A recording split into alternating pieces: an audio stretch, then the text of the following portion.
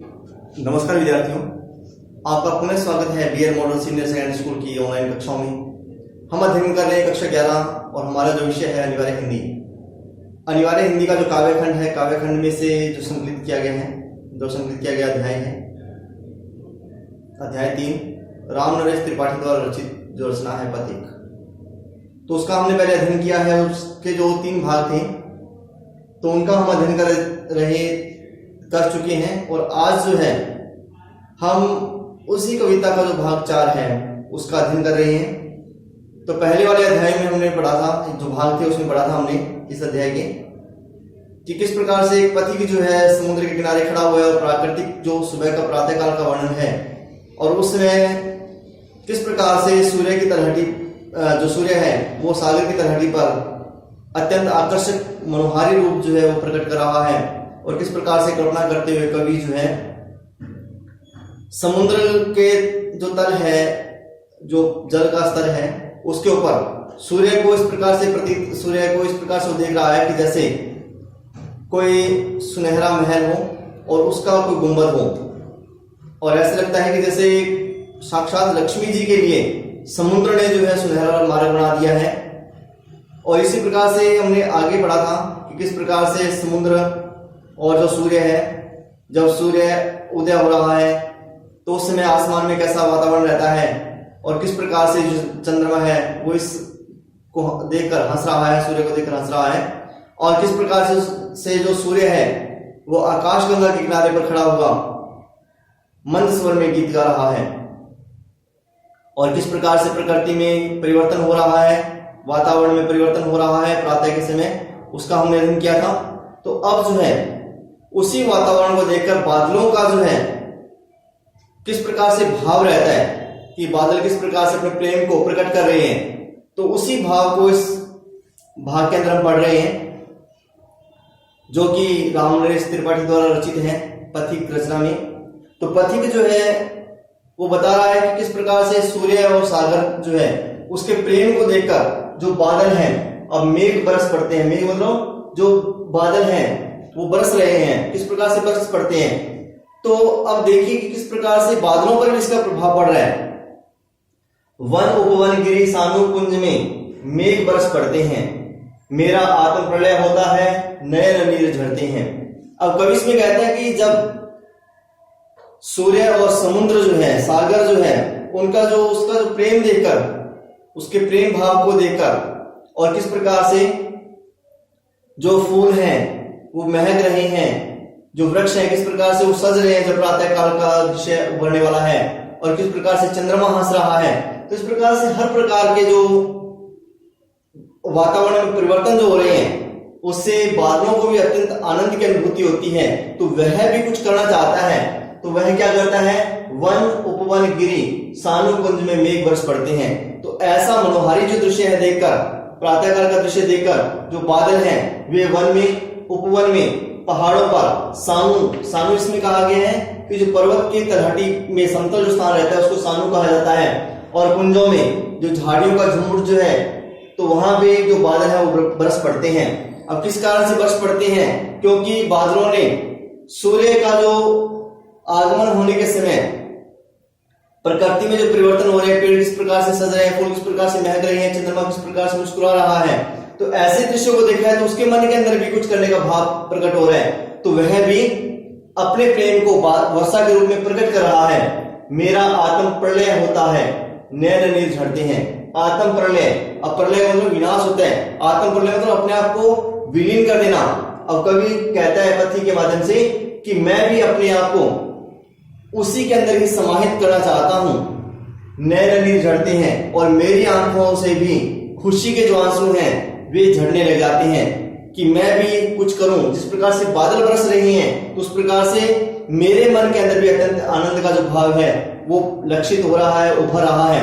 अब अपने देखते हैं कई बार कि व्यक्ति अत्यंत प्रसन्न होता है तो हंसते हंसते उसकी आंखों में से आंसू निकलने लग जाते हैं। तो यहाँ पे नयन नीर झरने का मतलब यह है दुख में आंसू नहीं बल्कि प्रसन्नता में जो आंसू हैं वो आंखों में से निकल रहे हैं।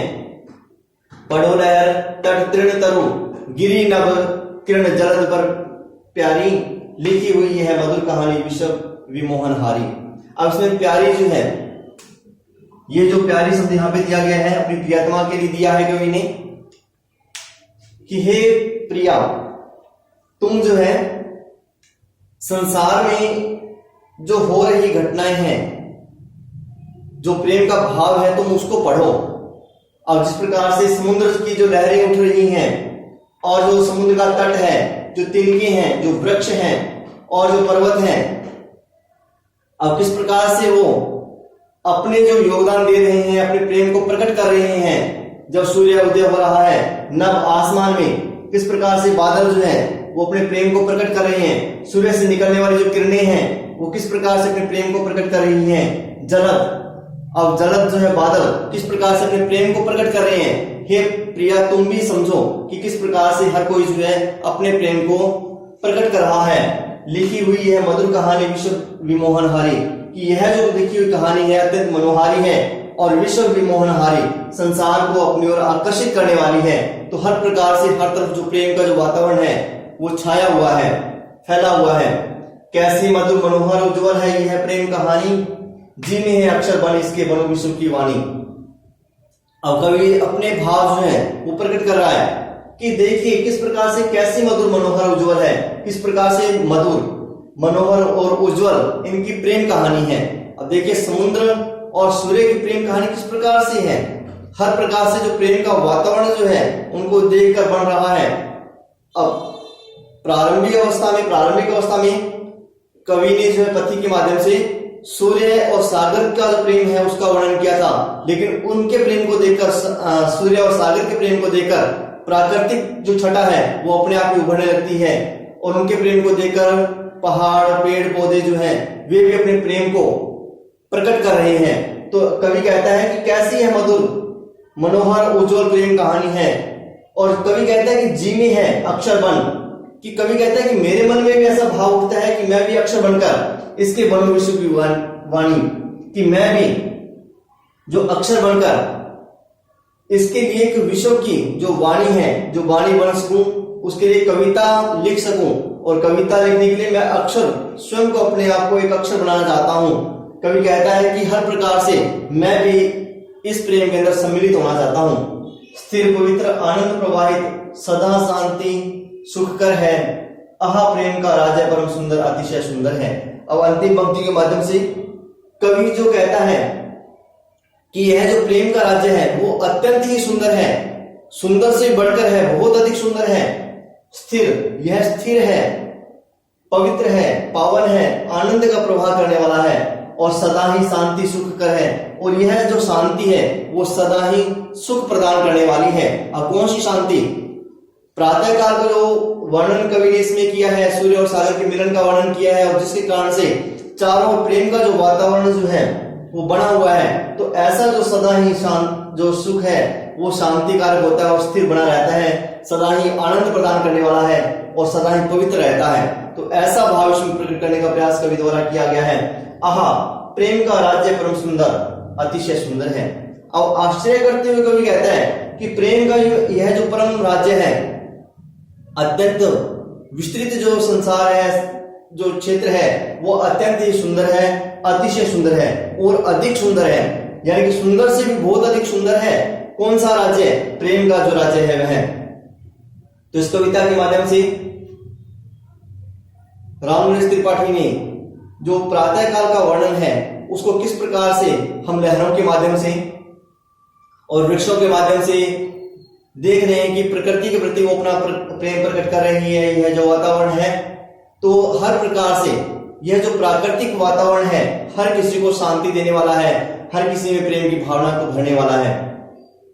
तो यह था रामनरेश त्रिपाठी द्वारा रचित पथिक जो कविता है उसका भाग 4, जिसका आज हमने अध्ययन किया है। इसके अंदर अनुप्रास अलंकार का प्रयोग किया गया है, साथ ही साथ यमक अलंकार जो है उसका प्रयोग भी इसमें किया गया है। अब यमक अलंकार कहाँ है? अब देखिए इसमें सुंदर अति सुंदर, ये देखिए सुंदर और अति सुंदर, सुंदर है और अधिक सुंदर है, शब्द एक जैसे आ रहे हैं, अर्थ उनका एक जैसा ही है। तो यहाँ पे यमक अलंकार का इसमें प्रयोग किया गया है और साथ ही साथ इसमें मानवीकरण अलंकार का भी प्रयोग किया गया है। अब किस प्रकार से मानवीकरण अलंकार है? तो देखिए इसमें मेघ बरस पड़ते हैं, मेघ जो है इसमें बादल जो है इनको यहाँ पे मानव रूप में बताया गया, क्योंकि वह भी प्रेम कर रहा है, प्रकृति से प्रेम कर रहा है। तो हर प्रकार से सूर्य और सागर के प्रेम को देखकर जो बादल हैं वे भी वर्षा कर रहे हैं, अपने प्रेम को प्रकट कर रहे हैं। तो इस कविता के अंदर, इस भाग के अंदर मानवीकरण अलंकार भी है, यमक अलंकार भी है, और साथ ही साथ अनुप्रास अलंकार की भी छटा अनुपम है। तो इस प्रकार से यहाँ पे हमने पढ़ा है रामनरेश त्रिपाठी द्वारा रचित जो पथिक रचना है उसके भाग 4 को। तो आगे जो अध्याय है, क्योंकि ये हमारा जो अध्याय था यहीं पे पूर्ण हुआ, क्योंकि इसके 4 भाग थे, चारों का हमने अध्ययन कर लिया है। तो इसमें प्राकृतिक जो वातावरण है उसका अध्ययन किया गया है। तो आगे भी हम जो है हमारा जो अध्याय है उनका आगे अध्ययन करते रहेंगे। तो आप इसी प्रकार से अच्छे तरीके से जो समझाया जा रहा है, पढ़ाया जा रहा है, तो अच्छे से अध्ययन करें, तो जिससे कि आपको किसी प्रकार की कोई दिक्कत नहीं आए, तो सरलता से समझ में आए। और बाकी इसमें जो दिया हुआ है, तो किसी प्रकार के जो अधिक कठोर जो शब्द कह सकते हैं, कठिन जो शब्द हैं, तो उनका प्रयोग नहीं है, बल्कि खड़ी बोली जो है उसका ही इसमें प्रयोग किया गया है और साधारण शब्दों का ही प्रयोग किया गया है। तो आशा है कि आपको ये अच्छे से समझ में आया होगा। धन्यवाद।